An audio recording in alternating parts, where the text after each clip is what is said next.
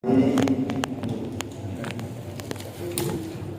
Pembina, Dewan Penasehat, pengurus dan jemaah masjid Al-Ibrahim yang kami hormati, majelis taklim, ibu-ibu Masjid Al-Ibrahim.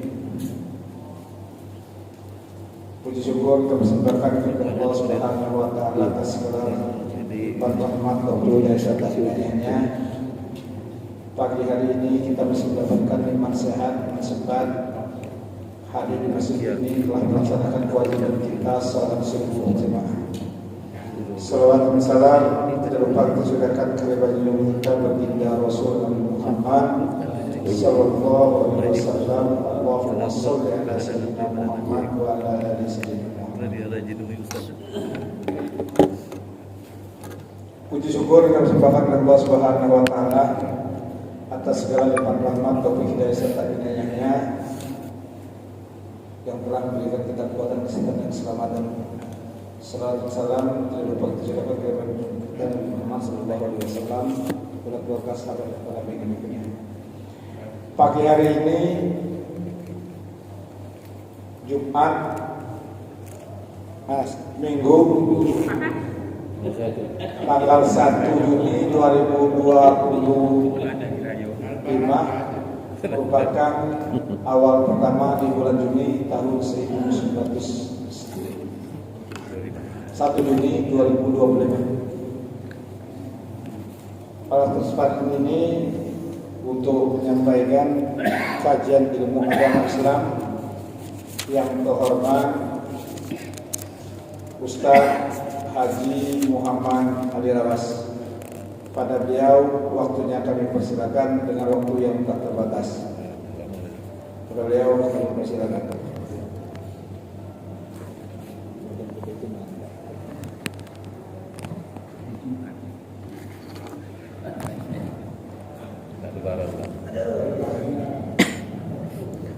Assalamualaikum warahmatullahi wabarakatuh. Hasbunallah wa ni'mal wakil, ni'mal maula wa ni'man nasir. Hasbunallah wa ni'mal wakil, ni'mal maula wa ni'man nasir. Hasbunallah wa ni'mal wakil, ni'mal maula wa ni'man nasir. Hasbunallah wa ni'mal wakil, ni'mal maula wa ni'man nasir. Alhamdulillahirabbil alamin. Salatu wassalamu ala asrofil anbiya'i wal mursalin wa ala alihi wa sahbihi ajmain. Asyhadu an la ilaha illallah wa asyhadu anna Muhammadar Rasulullah. Allahumma shalli ala sayyidina Muhammad wa ala ali sayyidina Muhammad. Allah Ta'ala fil Qur'anil Karim, bismillahirrahmanirrahim. Wa la takunu kallazina nasullaha fa amsahum anfusahum ulaika humul fasikun. La yastawi ashabun nari wa ashabul jannah, ashabul jannati humul faizun. Shadaqallahul azim. Bapak Ibu yang kami hormati, di pagi hari ini di Masjid Al-Ibrahim rahimahullah, kita seperti biasa melaksanakan yaitu kajian ilmu. Alhamdulillah dengan izin Allah bahwasanya kita dapat berkumpul, dapat bersilaturahmi di dalam masjid ini dalam rangkaian melaksanakan sholat subuh berjamaah. Kita doakan saudara-saudara kita yang lagi sakit, semoga Allah sembuhkan, amin. Mencari rezeki juga dibanyakkan rezekinya, amin. Dan kita yang hadir di sini juga, ya Allah, ampuni dosa kami, dosa keluarga kami, dosa guru-guru kami, dan uruslah kami dalam urusan dunia dan akhirat, amin ya rabbal alamin. Salawat dan salam kita aturkan kepada junjungan kita Nabi besar Muhammad sallallahu alaihi wasallam yang telah membawa kita dari alam yang gelap gulita dan sekarang kita berada di alam yang terang benderang. Insyaallah di pada mahsyar nanti kita akan mendapat syafaat dari beliau, amin ya rabbal alamin. Bapak Ibu yang kami hormati, kita tetap mengkaji yaitu hadis kursi, yaitu rangkaiannya, yaitu dalam hadis kursi ini menceritakan tentang bila ingin menjumpai Allah, menjumpai Allah ini. Wa an Zaubana radhiyallahu anhu anin Nabi sallallahu alaihi wasallam qala innal muslima iza ada akhahul muslim lam yazal fil khurfatil jannah hatta yarji'a kila ya Rasulullah wa ma khurfatal jannah qala janaha. Riwayat Muslim. Dari Sauban radhiyallahu an sallallahu alaihi wasallam, Nabi bersabda, sesungguhnya ketika seorang muslim mengunjungi saudaranya sesama muslim, maka dia senantiasa berada di pertemanan surga hingga dia kembali. Ditanyakan, wahai Rasulullah, apakah hubatul jannah itu? Beliau menjawab, taman atau kebun buah di surga. Insyaallah.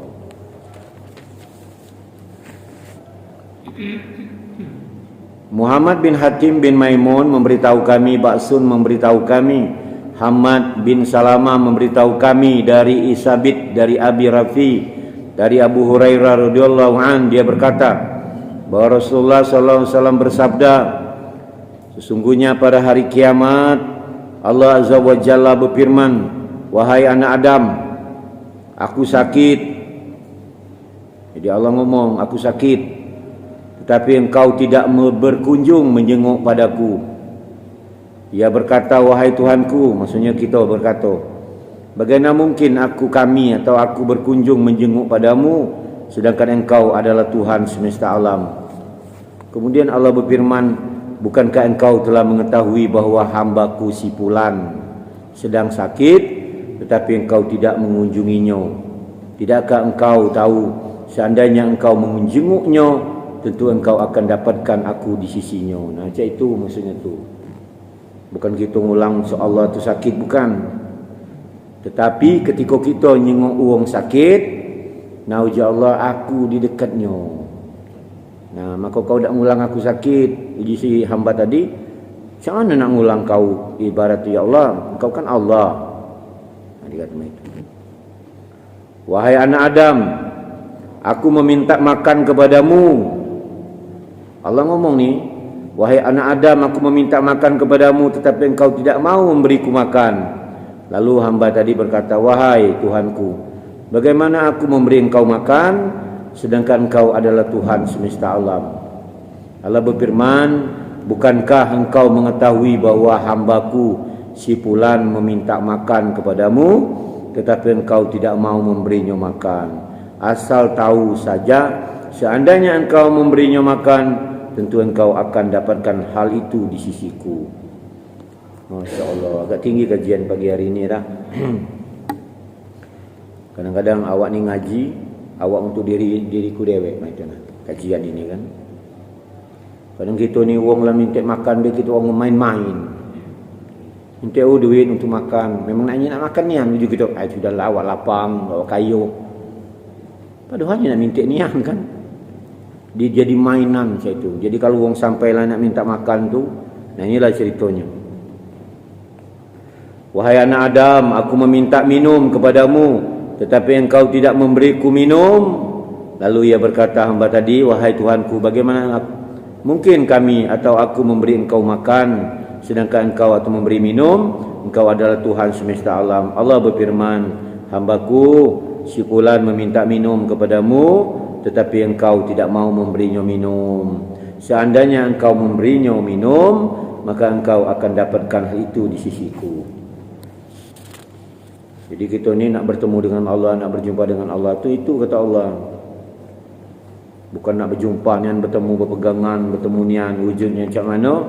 Ternyata Allah dekat dengan orang yang ketika dia membutuhkan, ketika kita artinya dah galak melayaninya. Tapi ada juga kan ketika orang tu minta-minta, ni lebih berduit dari kita, wallahu alam bisawab itu dalam cerita kan. Ada minta terus ternyata rumahnya lebih bagus dari kita, uji cerita kan. kita belum menengok juga kan, belum pernah tahunya. Kadang-kadang difilmkan juga itu. Ada yang ngomong seperti itu. Ya, tapi wallahu a'lam bisawab yang jadi fitnah gitu. Kemudian an Abi Hurairah radhiyallahu an qala Rasulullah sallallahu alaihi wasallam man ada maridun aw zarara akhalahu billahi nadahu munadi antibta wa toba mas'aka wa tobaka minal jannah mansilah. Dari Abu Hurairah berkata, Rasulullah bersabda, barang siapa yang mengunjungi orang sakit atau berkunjung pada saudara karena Allah demi kepentingan agama Allah, maka terdapat seruan pemanggil Rabbani, harumlah kamu, harumlah perjalananmu, kamu telah menempatkan dirimu di surga sebagai tempat tinggal. Jadi kita ngulangi orang sakit itu rupanya dipanggil oleh Allah Rabbani, harumlah kamu, harumlah perjalananmu, kamu telah menempatkan dirimu di surga sebagai tempat tinggal. Masya Allah. Tapi kita ni memang kadang-kadang tu nak nyung sakit, kalau sakitnya yang lebih parah nian, bukan dak galak nyengok, dak tega mai tu nak. Yo kadang awak juga kalau mai tu kan dak tega tu lah nyengok. Sebenarnya kita nyengok lagi kan, ya Allah dak tega nyengoknya. Mungkin badannya mungkin ya apa kurus apa mana, pokoknya nyengoknya dak tega mai tu. Sehingga tubuh tak sungkan nak nyengoknya. Padahal ketika kita nyengoknya itu luar biasa. Hadis lain yang terkait dengan keutamaan mengunjungi dan menjenguk orang sakit antara lain dari Al-Bara bin Azib radhiyallahu anhu, ia berkata, Rasulullah menyuruh kami mengunjungi orang sakit, mengantarkan jenazah, mendoakan orang bersin yang mengucapkan hamdalah, membaguskan sumpah, menolong yang teraniaya, memenuhi undangan dan menyebarkan salam. Oh, itu. Rupanya Rasulullah menyuruh nian. Ada berapa macam. Pertama, mengunjung orang sakit. Kemudian mengantarkan jenazah. Ada sebagian hadis mengatakan ketika kita mengantarkan jenazah, pahalanya sebesar gunung Uhud. Gede gunung Uhud tu. Mendoakan orang bersin. Enggak tu maka orang bersin tu dijawab. Kadang alhamdulillah kan. Tapi kadang-kadang tu ada pulung bersin. Panjang umur. Aku pulung itu. Nyebutnya bukan ini panjang umur. Tapi kalau uji dosen aku ketika kita bersin tu rupanya mengeluarkan penyakit. Penyakit tu keluar. Nah, maka yang akan keluar penyakit, tubuh juga bersin, jangan nak dianguk ke muka orang kan. Nak dibersin ke di depan wajah orang, ditutup bersin tu. Maka orang bersin itu dalam kajian manasik haji, ketika bersin maka tangannya nutup ke sini. Maka zaman yang kemarin-kemarin tu yang corona tu lebih parah lagi itu. Cuma kadang-kadang tu jadi ketika kita ngomong macam itu, ada perlu ngomong, lah Pak Ustaz, kita bersin ditutup, berarti balik lagi ke dalam. Lama itu pula. Bukan main itu, memanglah kejadian macam itu.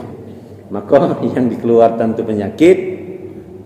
Tapi boleh juga ketika alhamdulillah keluarlah segala penyakit, pada juga itu. Tapi kalau lah ngomong panjang umur, maka orang bersin dijawab harkamullah.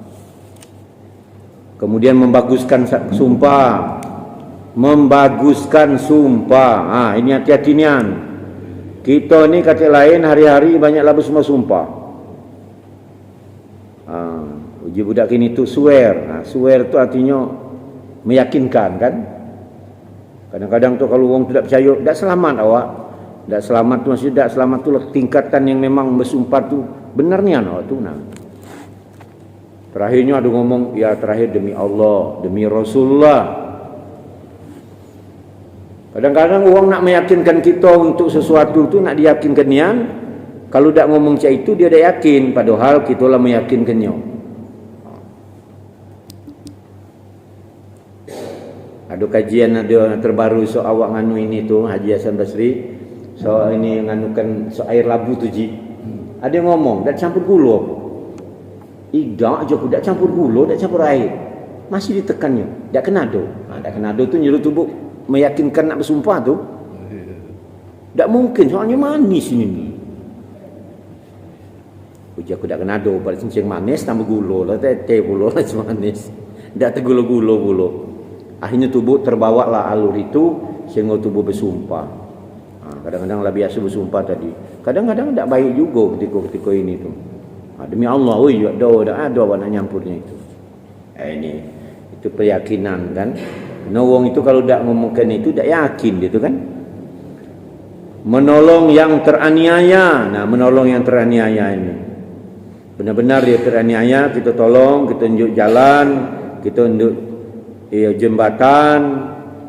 Yang penting tu walaupun kita dah baca nolong, paling tidak menyenangi hatinya jadilah. Inilah dak nolong, nyusai pula. Nakut-nakuti pula kan. Boro-boro nak nolong. Jadi menolong orang yang teraniaya, kemudian memenuhi undangan. Nah, penting ni. Maka undangan tu penting kalau orang undang ke rumah kita, harta, maksudnya harta yang dak bernama, nak nuju nama kita nian. Kita ni kadang-kadang siapa orang undang ini agak ada nama aku. Mungkin sambil gawil bae ni. Dan juga pokoknya apanya datang ke rumah kita pertimbangkan. Maka undangan itu nah dijejerkan kalau aku kan mundak nak lupa nian ku jejerkan dari tanggalnya lah dijejerkan. Ini umpama satu hari ini 1 Juni kaki minggu-minggu tu kan. Nah, terus mau lalu ponian tu lah ada ini nian gitu tu. Nah, yang khawatir ni uang undang melalui WA ini.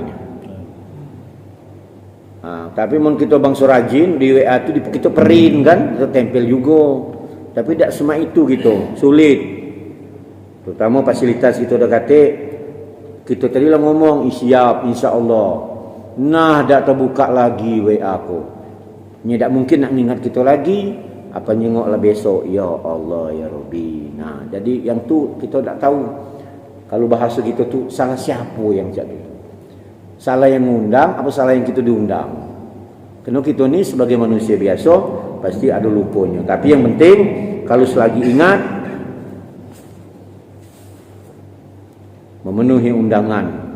Ada dalam hadis lagi mengatakan kalau nak tinggi derajat hadirlah ketika orang ngundang. Masuk akal itu. Mungkin kita sering datang ke undangan wong, tahu di kampung ngono. Mau di kampung kebaik kan, nah dikenal wong. Apalagi tambah kita wong baru kan, yang baru yo. Dari mana datang, kapan, di mana tinggal.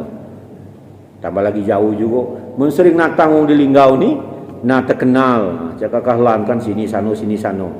Nah ke depan dia nak nyalon ke, wala kenal kalau. Masya Allah, amin koi. Amin. Belum tahu takdir ya tak. Jangan pula ini. Walaupun nyelepang siung badan masih gagah ini. Ku jingoknya mandi di sungai, masya Allah. Tapi aneh sungai itu ya tak. Nya hitam tapi jernih ya tak. Nah wala tahu lum kawan pernah bawa ke rumah itu. Mun dibawa cak sember apapun yang jengoknya masih hitam tu lah tidak. Masih ya. Berarti hitam itu bukan dasar alamnya bukan ya, bukan di bawahnya, bukan membuat dia hitam. Itu satu-satunya di Muratara ada di daerah beliau di Karandapu. Karandapu ya? Ya Karandapu ya, masya Allah. Dan menyebarkan salam. Assalamualaikum, waalaikumsalam. Assalamualaikum, waalaikumsalam. Tapi kita ni malu kadang-kadang itu dia salaman baik kan. Ada orang budak tu bujang kan, assalamualaikum, assalamualaikum. Mungkin pelajaran dari sekolah yang saya itu kena menebarkan salam itu pada nya sering bertemu orang dak tua dak muda, assalamualaikum. Aduh puluh bapak-bapak ngomong, anak siapa? Dia tahu. Anak assalamualaikum kalau. Jadi kata anak assalamualaikum pula. Padahal dia mempraktekkan apa yang dikata gurunya tu bahwa menebarkan salam itu lebih hebat. Oh kita selamat. Apa kabar? Kadang-kadang kita ni bertemu lama-lama tu bukan apa kabar, alhamdulillah baik. Kadang bertemu lama, nah, masa panjang umur kau? Masih hidup kau? La ilaha illallah. Kadang kita terkejut kan gitu tu. Kenalah tapi inilah gurau wong kita Jadi kita ni lah biasa baik. Mau nak nurutnya agak tersinggung tu betul. Masih hidup apa? Alhamdulillah. Ya kalau mati ditambahnya lagi tu. Ditimponya lagi. Tu boleh ngomong soal alhamdulillah tu. Nah, ini ngomong kalau mati lah. Nah, akhirnya disitulah timbul digoda iblis. Kita tadi lagi tak simpatik dengan orang ini. Lah tadi lah ngomongkan, "Hoi, masih hidup kau?" Taruhlah Ya alhamdulillah, jadi itu masih hidup. Ditimponya lagi. Pikir awak kawan lah mati. Nah, di situ iblis masuk. Nah, ngapunya kau lagi. Nah, itu hati-hati nian itu ya. Dalam bersahabat dalam ini itu. Insyaallah. Kemudian dari Abu Musa radhiyallahu anhu dia berkata Rasulullah sallallahu alaihi wasallam bersabda, "Kunjungi, jenguklah orang yang sakit, berilah makan orang yang kelaparan, dan bebaskan tawanan orang yang disandera." Oh, pahala gede galau tu. Jadi orang yang disandera kita ini kan bebaskan, berusaha untuk bebaskannya, jangan malah memasuknya lagi dalam lagi. Kemudian jenguklah orang yang sakit. Itulah tadi kan, kita ni kadang-kadang tu untuk nyenang ke diri kan, pergi ke pantai, pergi ke gunung, ke mana, senang hati. Ya berwisata kan. Kita belum kita jalan ni. Coba sekali kita berwisata dengan keluarga ko, natangi nyengok wong yang sakit ke rumah sakit, tak sanggup. Anak tubuh beda galak nak diajak macam itu. Nah, kita juga kadang-kadang tu yang ujiku tadi. Ada sebagian memang tubuh tu ialah sibuk, ialah dak mana ada waktu yang dah terbatas. Dengan kadang-kadang tu nak nyengok ke rumah sakit pun dengan batasan-batasan juga. Hanya kita baca sudah maghrib tu pun dah baca.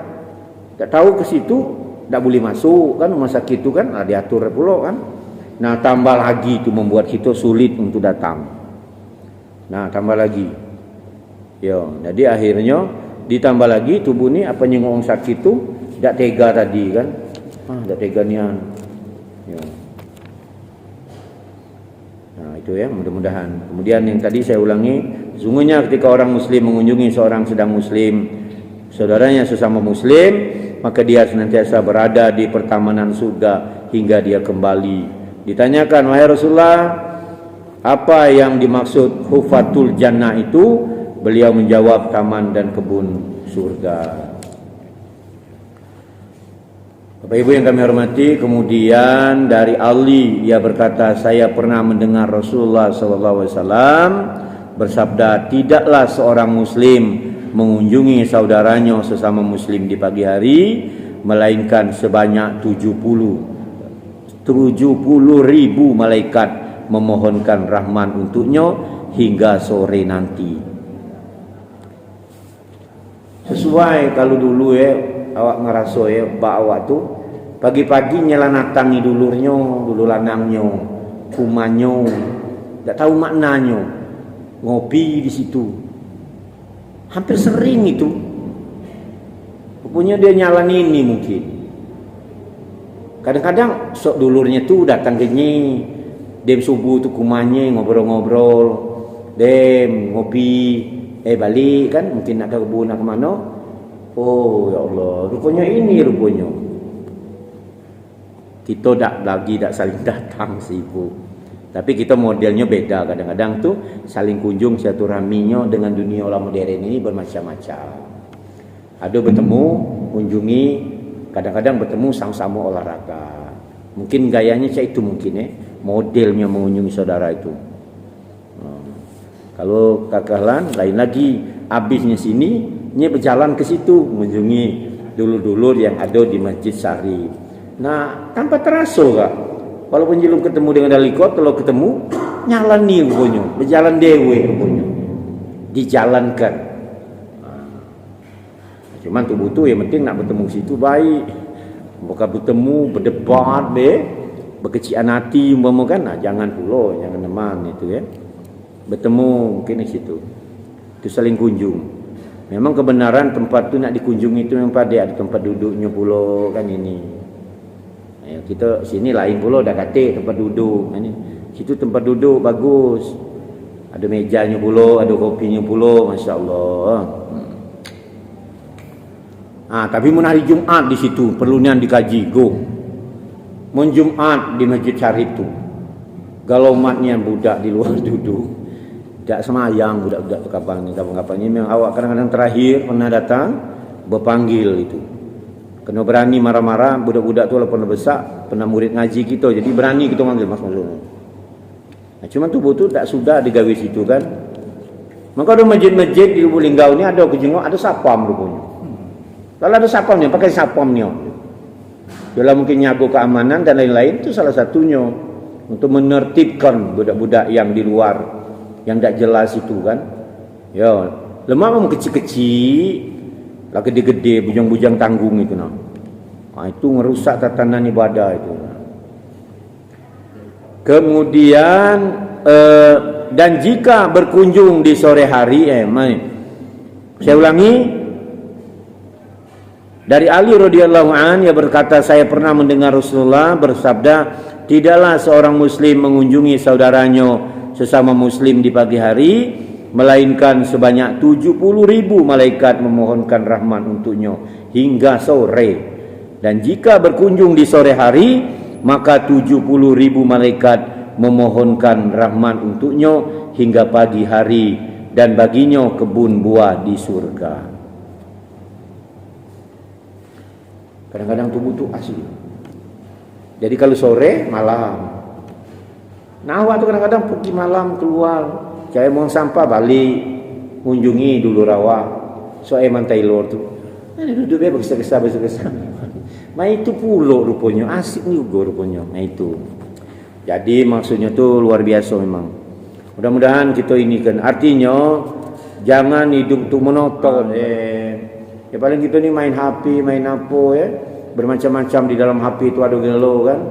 Nah, atau nonton TV dan sebagainya, sudah. Ya. Kurang silaturahminya. Memang informasi luar kita dapati, tapi silaturahmi yang dikatakan Rasulullah tadi mulai sejak dini dengan cara memanuk kita ni pacak saling kunjung lah lebih luar. Dikit-dikit jadilah pacak ngunjungi. Jajak karya aku banyak dulu dulunya banyak di sekolah dekat-dekat sinilah ya. Ada jauh juga situ Semurijal. Berapa beradik tu? Masih ada galau. Masih galau, alhamdulillah banyak umur. Bapak Ibu yang kami hormati, dengan kajian ini tentunya saya ulangi, ingat yang kata-kata Allah menemui Allah tadi bukan menemui secara fisik segala macam, tapi kalau di akhirat memanglah sudah kajiannya lain lagi, dan nanti kita temui. Kalau di akhirat nanti ada nian. Hari ini kita berkunjung dengan ini, hari Kamis berkunjung dengan rumah Nabi-Nabi, hari Jumat berkunjung dengan Allah. Itu lain pula lah sudah di akhirat. Jadi batasan hari kiamat tadi. Nah, Allah tadi ngomong ketika di hari kiamat itu dia ngomong dunia ini nah. Ketika di dunia ini maka sementara engkau Allah lebih hebat, lebih segala-galanya, kata Allah berkenca itu. Ketika kau ngenjuk uang tu makan dia minta, maka aku berada di sisi uang yang nak ingin itu. Ketika kau uang nak minta lapar, aku berada di dekat uang yang lapar. Ketika aku uang minta minum, aku unjuk uang itu ada di dekat Allah. Itu maksudnya Allah itu. Mudah-mudahan Bapak Ibu yang kami hormati, dengan kajian subuh pagi ini sebenarnya agak tinggi nian kajian ini. Mudah-mudahan ada manfaatnya, ada berkahnya untuk itu semua, dan insya-Allah kita ditambahkan Allah ilmu terus. Ya bertambah ilmu terus. Nah, ini.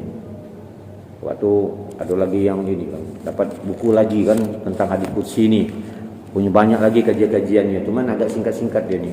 Perlu penjabaran-penjabarannya. Mudah-mudahan awak juga dengan ilmu yang pakir, alanju ilmu, kata daya dan upaya. Kalau kita ni, kalau sudah Allah cabut ilmu kita ni hilang galau, sepintar apapun kalau Allah lenyabutkan ilmu kita, sudah dicabut dati lagi. Nah, maka kita terus berdoa kepada Allah supaya ilmu kita ditambah. Kalau baca ditambah, dibanyakkan sampai keturunan kita, anak dan cucu kita dibanyakkan Allah ilmu dengan bermacam-macam keilmuannya, dengan model-model ilmu yang sekarang. Ada yang hobi komputer sampai titik temunya, ada hobi tentang ini, tentang gambar, ya hebat-hebat yang sekarang ini dengan fasilitas dan canggih-canggih. Kecil lah urusan yang anak komputer bed, dia canggih. Malah sekarang tuh canggih-canggih. Kita nelpon, kita anak awak tuh tahu dari mana. Kita nelpon di sini, berdering di dia juga. Kita ngomong terdengar di HP-nya. Ayo gitu. Disadap ini. Iyo. Nah ini intinya rupanya luar biasa. Tapi jarak dia hadap tu sejauh mana wallahu alam bisawab. Itu kalau benar pasti datang dari Allah Subhanahu wa taala. Demikian wabillahi taufiq wal hidayah. Assalamualaikum.